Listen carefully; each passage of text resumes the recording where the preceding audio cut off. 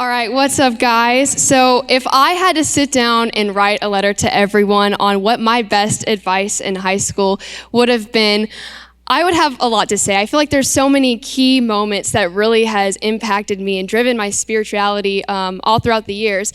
But there is one phrase that I feel like I've tried to live by the past couple of years, and it actually came from a long time ago. So when I was 9 years old, I was really obsessed with writing quotes. So I would see these quotes on the wall or online, and I was like, wow, I just kind of thought famous people wrote something that sounded really good down and then submitted it and someone put it out there. And I was like, I wonder if I could do that too. So I would take out these little white cards and I would write down stuff that I thought was inspirational. And I thought it was so cool that it was dash and then the person's name. So maybe an example of something I would write would be to live is to love and to love is to live, dash Bethany, Brewton. I just thought it was so awesome. So obviously I didn't really realize that these things came from speeches and articles and stuff like that. But in my head, I was 9, it didn't matter. But one thing that I did write down, it didn't have any meaning at the time, it just sounded good in my head, was 3 little words. And I didn't really realize that I was gonna change my life with these 3 words. I just kind of put all those quotes in a box and kept them, and that one kind of stuck out to me. But it was 3 words, and it was live your best. Live your best. It sounds simple, and I thought it was, until I started to think about what living your best really means. It doesn't really make any sense unless you really know what you're doing. And I feel like it's so hard to do in high school. Because in high school, we have all these lows and highs, and everything is constantly changing. So when I sat down and I thought about what living your best really means, it sounds a lot easier than it is. It really comes to those lows, though. You learn so much at your lowest point in your life, and what are you going to do to live your best in the lows?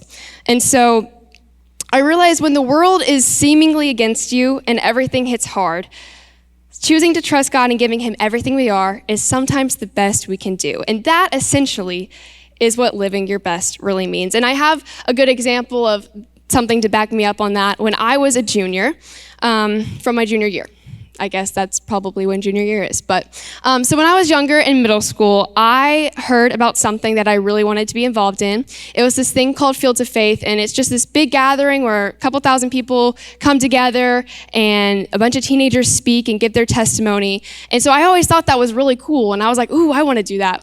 So as the years went on and I watched people speak, I'd always wanted to do it. I remember my sophomore year came, and a lot of my senior friends were speaking, and I wanted to be up there too, but I thought about it and I was like, I'm gonna wait until I feel like God's calling me to do it. I'm gonna wait till I feel like I'm supposed to. So I did. And so my junior year, the first month, August, the first time I heard about it, I was like, okay, I feel it. God wants me to do this. And I was so excited because I was so ready for it. And so I contacted the people, and they were like, we'll get back with you in a month. We're so excited. And I was like, me too. So as always, when life's going good, life hits harder sometimes. And for me, a lot of people probably know this story, but they probably don't know the whole thing. There's a lot of different parts, and so I think it's hard to talk about because it's one of those things where you don't want people to think of you in a different way, or there's a fear of just how it's mentioned or how it's talked about. But I wanted to be honest, and I feel like it's changed my life so much and impacted my story that I feel like it brings so much more to the table by just talking about it. So I've kind of battled off and on with depression throughout my life. And so really, I think I had been doing really well, but junior year, it just kind of came back and it was getting a little worse. And there was a lot going on. I was really stressed out because there was so much going on with school and a relationship I was in and all this stuff just all at once. And so it just kind of kept getting worse and worse. And I don't know about you, but sometimes people will wake up in the morning and they'll want something. And they'll think about it throughout the day. They'll go to bed thinking about it. For a lot of people, it's sports related. They want to make it to the major leagues, or maybe it's a person they like, they really want them to ask them out, or maybe it's something else, some interest or hobby. But for me, it was death. And I would wake up in the morning and I would think about it. I would go to school, I would go hang out with people. I would go to fun events, but that's all I could think about was wanting to die. And I would go to bed at night crying about it. It was just something that consumed me, and it kept getting worse and worse. It's all I really focused on, and it's really embarrassing and hard to say, but it was true. Like, that's really how I felt. And the more I thought about it, the more I wanted it to happen. It wasn't a joke at all. It was literally something that I wanted nothing more in my life at that time was than to not be alive. And so I thought about it a few times, and one time in particular, I was really close, and I was like, I just feel bad. And so I remember I wanted someone to talk about it too, but I didn't want to just come out and say it. It was just awkward, so I decided that I would confide in two of my friends. And so I'm looking back now, I'm sure they really didn't know how to handle all that, but I was really thankful for them because I remember we all three prayed one night. And we just sat together and we prayed, and I went home and I felt a lot better. But at the same time, because the idea of depression is to make you feel alone and like no one cares, you feel good, and then you turn around and you feel like everyone hates you. Even if someone says, oh, hey, I love you, everyone in the room said, we love you, I would go home and be like, oh my gosh, they hate me. Like, it's just how it is. And so I wish it got better after that, but it didn't. It got worse. So it was one of those things where it was bad, and I hated myself for it. I don't hate people who are hypocrites. I don't like the sin, obviously, hate the sin, love the sinner. But I don't like people who are hypocritical and say one thing and then they live another way. And so I didn't want to be like that. I felt bad for, calling myself a Christian, yet wanting to die, yet wanting all these other things. And so I was like, you know what? I'm just not going to read the Bible. And so I cut it off. I still prayed a little bit, and I read some Christian-y books every once in a while, but I just stopped reading the Bible, which is one of the worst things that I could do. Essentially, it just kept getting worse and worse. And I remember one night in particular, I was in the parking lot with a friend, and we were talking about a podcast that he had recently listened to. And he was talking about how in the podcast, the guy had talked about earth being Christians' hell, because essentially it doesn't get worse for us. This is as bad as it gets. And once we get in heaven, everything that we've gone through, all the tribulation, all the trouble, all of it's worth it. And so we were just talking about what that meant, and my friend's ride showed up and was like, hey, can y'all finish this conversation another time? And we were like, sure, yeah. So the friend left, and I got in my car, and I just remember just bursting into tears because I just needed somebody to talk to, and I just wanted someone to listen who understood and was willing to have those conversations because I knew what was going on. And I just started crying, and I was over it, and I was like, you know what? I'm sick of this. Like, I am done. And I remember getting in my car, started driving. I had a place picked out. I was going there. I was like, you know what? I'm done. I'm literally done. And as hard as it is for me to talk about, like, it was serious. It was real. And so much was going through my head. And I remember one thing that popped into my head was, what is that friend's ride going to think when they find out that I did this? What is my family going to think when they realize I did this and they had no idea what was going on? What is my friend going to think when they realize the last conversation they had with me was right before that happened? And I was just started crying more, and I was just like, oh my gosh. And I was like, you know what? Suicide is selfish. And I started thinking, and this is not the justified answer. This is not the right answer. But I started thinking, and I was like, all these people, whether they like me, care about me, love me or not, me doing this would impact them in some way. My little siblings would be impacted. And I was like, you know what? It's not worth it. I'd rather live and be in misery every day of my life suffering and know that their lives were all going to be okay and better. And so at the time, that probably wasn't the right answer. That wasn't the right answer, but it did, help me get through the night, so that was okay. But I just remember getting home and thinking, okay, I'm done, devil, like, you're done. And I opened my Bible, and I talked to my mom, and I talked to my sister, and I was like, I need help, like, I'm tired of it. And I just remember just letting it all go. And it felt nice, because I had given it up. Obviously, it wasn't over, but it helped so much to just open up, give it all away. I never actually heard back from the Fields of Faith people. I felt like it was one of those God things where they were going to make the call, and God was like, oh, don't call her. Nope, that's not a good idea.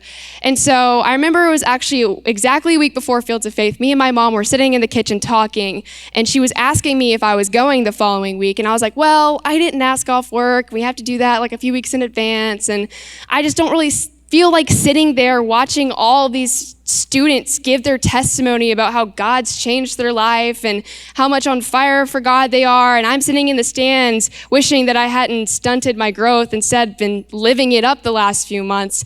And she was like, well, that's a lame excuse. And I was like, well, I didn't ask off work. So I went upstairs, pulled out my phone. I had a missed call. And so I looked at the voicemail, and it was the freaking FCA people asking if I could speak at Fields of Faith. And I was like, what the heck?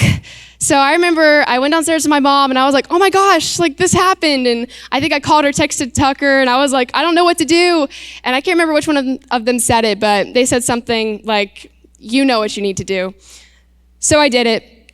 I don't take credit for any of the people that accepted Christ, obviously, but it was so cool to see, that I was a part in some kind of miraculous plan that God had. So many people sent me a message or talked to me and just said, wow, that spoke out to me. And I just think it's crazy because it was amazing to see God use my broken story to help someone else. I don't claim to have lived my best all throughout high school. I mean, I didn't even really figure it out until my junior year, what that even meant. But what I took from that moment was God can use you no matter what you're going through. If you're at your lowest or your breaking point, or if you're on fire for God, no matter what season of life you're in, He wants to use you. As embarrassing and awful as it was, a week and a half before Fields of Faith, I almost committed suicide. That's crazy. God took me from my lowest and then took me up and used my broken story to help so many other people. And it just blows my mind every time. When you give Him everything, the good, the bad, the highs, the lows, that is living your best. I learned how powerful He was from being at my lowest. I want to be in control. I'm prideful. I suck at time management, and I get concussions really easily. Those are all weaknesses of mine. But somehow God uses everything that I'm terrible at for His glory. And when you give Him those things, imagine if you give Him your weaknesses, what He can do with your strengths. Because it just blows my mind. A verse that has greatly impacted me is 2 Corinthians 1, 8 through 11, and it says, we were crushed and overwhelmed beyond our ability to endure, and we thought we would never live through it. In fact, we expected to die. But as a result, we stopped relying on ourselves and learned to rely only on God who raises the dead. And He did rescue us from mortal danger, and He will rescue us again. We have placed our confidence in Him, and He will continue to rescue us. And you are helping us by praying for us. Then many people will give thanks because God has graciously answered so many prayers for our safety. I love this verse. It really relates to me, but it relates to anybody else too. It just speaks because God literally takes us from our lowest, places us up where He needs to be glorified. And another thing too that really sticks out is the power of prayer, because those two friends who constantly prayed for me, even though they didn't know what they were doing, it made a difference. And honestly, it's incredible that I have awesome friends like that. Another verse is 1 Corinthians 13:12, which says, now we see things imperfectly, like puzzling reflections in a mirror, but then we will see everything with perfect clarity. All that I know now is partial and incomplete, but then I will know everything completely, just as God now knows me completely. Our lives are like a puzzle. God sees the full picture, but our lives are incomplete because He completes them. He's that missing piece that helps our lives seemingly fall together. We may not be able to see it, but He does, and He knows what He's doing. If you know me, you probably know that my favorite verse is 1 Corinthians 15:58, and it says, stand strong, do not let anything move you, always give yourself fully to the work of the Lord, because you know your work in the Lord is never wasted. When it comes to living a life for Christ, this verse says it all. Giving Him everything you are is living your best. He wants to use you no matter where you're at because He loves you. And that to me is just so cool. If you give Him everything you have, even when you're at the bottom, He wants to use it. Dear God, thank you so much for just letting us be here today and letting us get the opportunity to speak to all these people. I pray that you will use whoever out there needs you to lift your name up, Lord. I just thank you for everything that you've given us. In your name I pray, amen.